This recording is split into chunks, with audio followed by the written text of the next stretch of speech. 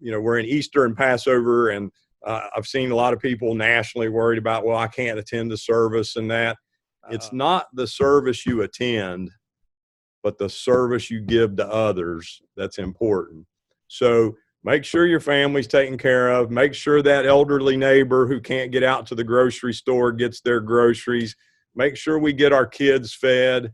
If somebody's a little down and they need a little bit of encouragement, work on those things. And as we as West Virginians and Mountaineers do that and not worry about the service we think we should have attended, I think the good Lord's going to look down on us and say, hey, I'm happy with those folks. They got it together.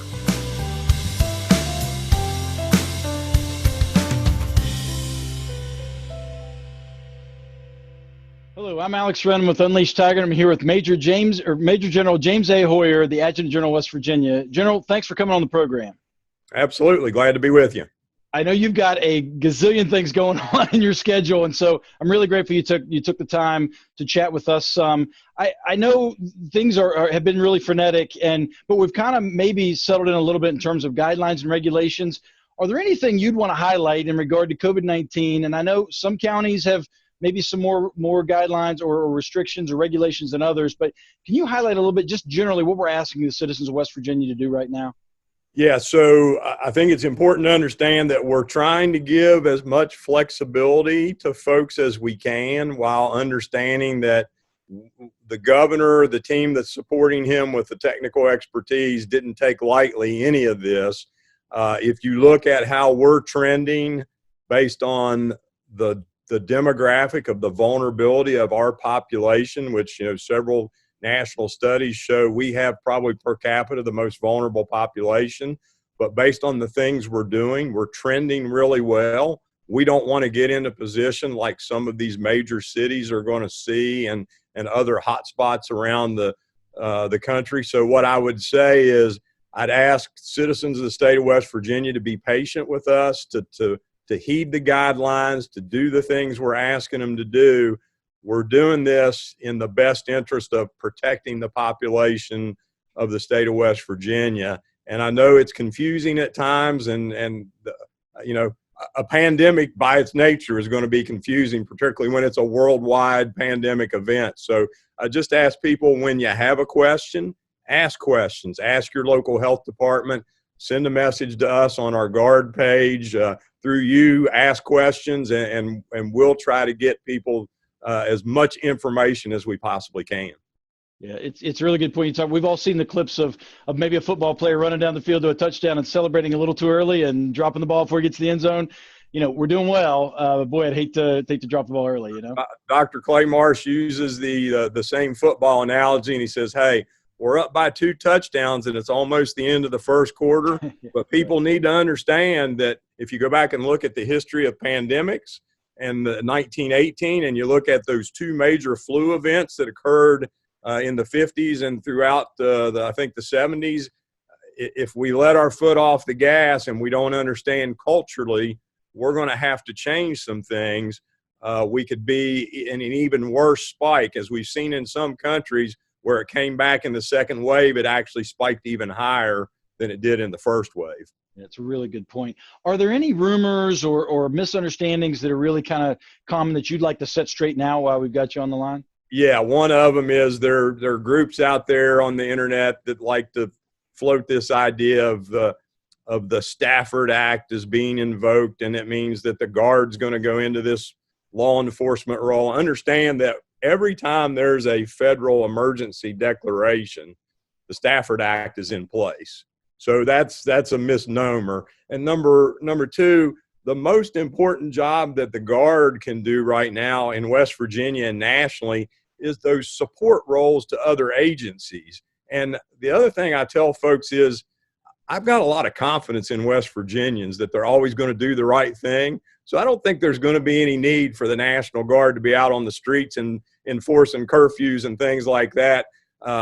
They respect our law enforcement officers in the state, and they respect what people are saying. And West Virginians right now, I'd say 95 or better % of the state of West Virginia is doing great work and doing the right things. We've got some folks that we all need to influence peer pressure, and we'll be just fine. So let's get that out of the way, and let's don't think about that. We don't need it in West Virginia, and we've got the Guard doing really important missions to make sure we beat this threat. Yeah, I say it all the time. There's one thing West Virginians do is take care of each other, and here's one of the best examples in any of our lifetimes where we can really do that every day to our neighbors.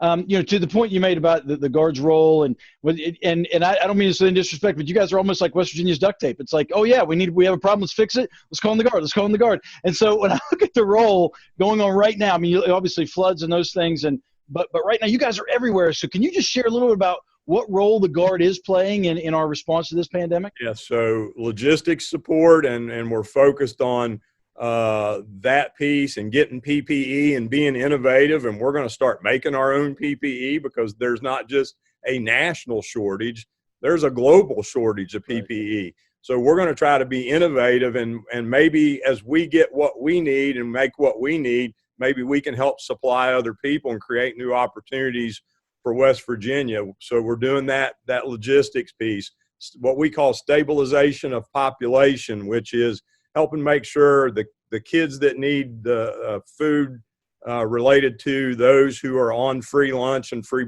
breakfast, our seniors are getting fed, supporting our food banks and the volunteer organizations active in disaster, the group we call VOAD, doing those food boxes for people who were vulnerable before, and now people, because of processing unemployment claims and those things like that, need to be done. Data analytics, helping with epidemiology and the data piece. It's going to be really important, particularly in this next phase of this, that we have good epidemiology, good testing, good data analytics. I tell my folks it's just like on the battlefield. The folks and the generals with the best intelligence are the ones that are going to win the war. So that piece of it as well. And then just the overall operational support. If you look nationally and internationally, public health organizations were not designed to do large-scale disaster response. So we have to go in with our skill set and help operationalize agencies that didn't do it before. And then if you look at that other piece, like you talked about, that duct tape piece, going in and helping workforce surge in capacity, but at the same time, our technology folks, the West Virginia Office of Technology, the IT folks at Workforce next week are going to be beta testing new technology that will not only help us get through this, but will make Workforce more efficient going forward after this is over with. So we have a principle in our organization. It's manage challenges and turn them into opportunities. And that's what we as West Virginia have to do in this event. And then we can be even bigger, better, and smarter coming out of this thing. Yeah, I love the way you put that. I mean, there's no sense to let any good challenge go to waste. Let's turn it into some efficiencies. And hey, let's talk a little bit about the Guard's always getting questions about what you guys are doing. But I have a question. Why is the Guard so uniquely built to be this for us as a state? So it goes back to, I put it back to my predecessor and my mentor, one of my mentors, General Alan Tackett. In 1996, when I was working at the state legislature, brought a group of people together, and we went to the legislature and said, hey, if you want a state-of-the-art capable military organization in a state that doesn't even have a full-time military base, give the National Guard tuition reimbursement from certificates through a master's degree, and we'll build you the most effective force that you've ever seen. And we, over the years, have used that to educate our folks. And then you think 85% of our force are true citizen soldiers, meaning they have other civilian jobs and careers. The young major that's leading our effort to make sure we have the right PPE supply chain piece is the head of supply distribution for Mylan Pharmaceutical, a worldwide pharmaceutical company. And I could give you 100 or 200 different examples of this guy or this girl came from this. The guy leading the public health support effort is a medical doctor who ran emergency department and has a master's in public health. So those are the kind of people that are coming to this fight. And and bringing not just their military skills and their discipline and their military bearing, but all those civilian skills that come with it. Yeah, it's a truly unique organization. By the way, in '96, I was one of those recipients of that tuition assistance. So thank you for driving all that So through. that makes my day. That's a great good news story, because it goes past the organization into the broader state of West Virginia and making us better as a state going forward. It does indeed. Hey, let's talk a little bit about so there's lots happening. You guys are doing a lot of great things. What's frustrating you most in your mission at this point? Oh, I think obviously right now PPE and trying to figure that out, and we're going to do some really innovative things in the state, and the fact that we as a nation just weren't prepared for this. So it's a little frustrating from that perspective. Every day I come in here and my job is to run interference for all those smart people I just talked about. And, the bureaucracy sometimes still gets the best of us. Well, we can't do this because of this regulation. Well, we're in a state of emergency, folks, so let's just figure out how to get past it. So I think those are the two things probably most frustrating right now. But it's great to see all the innovation, all the agencies working together. It's great to see West Virginians stepping up and taking care of each other. Yeah, a couple folks had asked, you're talking about things, maybe be frustrating. I know we just the regulation or the legislation designed to just pass, open up another Challenge Academy. Of the things the National Guard does, that's certainly up high on the list in terms of value to the community. I know it's not maybe top of the line right now as you guys are working, but several folks reach in to ask us, what's the plans with that? Will we still be moving forward with the second Challenge Academy? They're still moving forward with the second Challenge Academy. While we're balancing all this, remember, we've got 900 guardsmen deployed overseas. We've got guardsmen who we're preparing to deploy for other missions. We've got Challenge Academy. And here's another good news piece about Challenge Academy. The 157 kids who are in the current class who are at home right now because of the pandemic, we're talking to those students every day. And we're keeping engaged with them, as well as 450 future leaders cadets in our program that we're doing that's our equivalent of a junior ROTC. Those kids are being talked to about 3 times a week. We're pushing out training videos to our challenge kids. So we're going to have the second challenge, because coming forward with this, we may have to use that second Challenge Academy to get this group graduated and get the next one started to stay on time. So a lot of moving parts, and still taking care of soldiers and families who are overseas, as well as the other things that are going on. Makes sense. You mentioned the PPE as a challenge. And obviously there's some folks and maybe some companies who can help with that, and I'm sure. But what can you ask of the average citizen, or maybe a small business owner, retirees? How can they help if they're sitting at home and, idle hands? They think maybe I can do something, but they don't know how to engage. Is there any way for them to engage and say, here's how they can help? Yeah. If you've got an idea that you think is innovative, push it through you or other folks to us and let us know. We found a company in Marion County that's going to be able to sew 500 masks a day of this Gore-Tex and cotton mask that we developed that's actually more effective than a surgical mask. And we're going to try to build as many of those as we can. We've got folks from Community and Technical College and the State Department of Education that are building 3D masks for us. And we're working on finalizing a seal for that. And with the filter, we think we'll meet the equivalency of an N95 mask. So if you got an innovative idea or you've got something, we've got this group called the Mask Army that's out sewing masks, and we're pushing them material, and we're going to try to get ourselves to, our goal is to get to 2,500 masks a day, and we'll keep building that supply chain out. So if you've got an innovative idea, don't think it's crazy. Let us look at it, and we'll see if we can use it to help.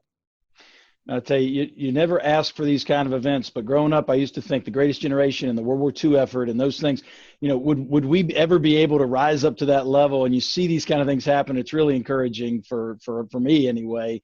People just step up.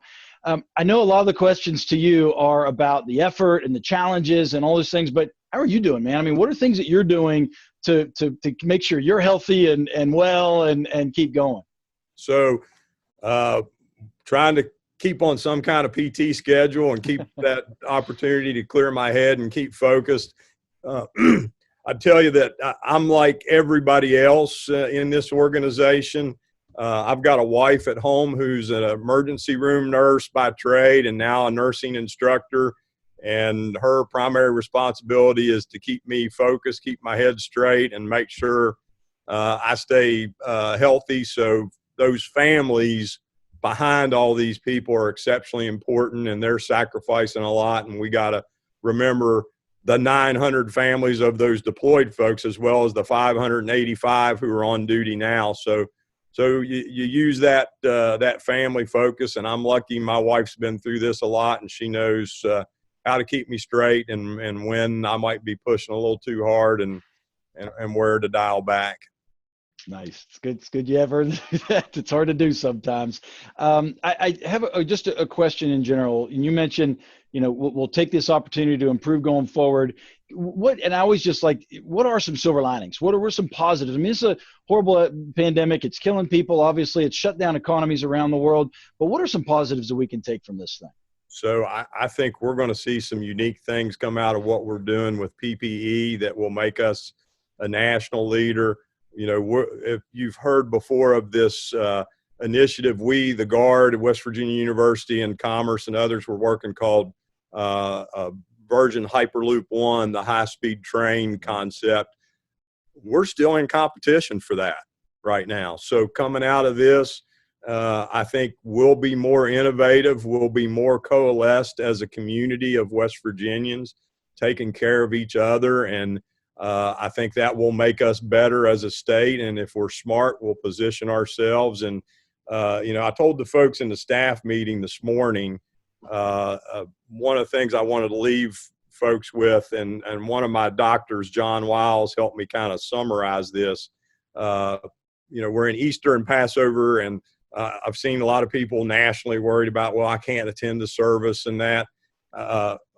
And John helped me summarize this, and I told the folks in the meeting today, it's not the service you attend, but the service you give to others that's important. So make sure your family's taken care of. Make sure that elderly neighbor who can't get out to the grocery store gets their groceries. Make sure we get our kids fed.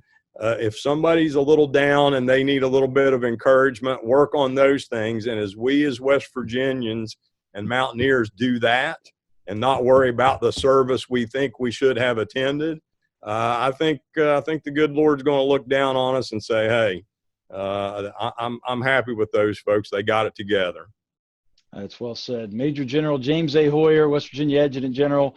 Thank you for, one, taking time out of your schedule to come and talk to us, but two, for you, the whole team, everybody in your organization and beyond who are stepping it up really, really big right now in a time where in my lifetime, we've never needed you more. So thank you and good luck. And, if you've got anything else you need from us in the public, certainly get the word out, and they're responding, and I'm really appreciative of it. So thank you. It's good to hear you use that tuition reimbursement, and thanks for your service, and thanks for the service you're providing on getting information out to folks. We greatly appreciate it. Absolutely. Thanks. Take care. Thanks.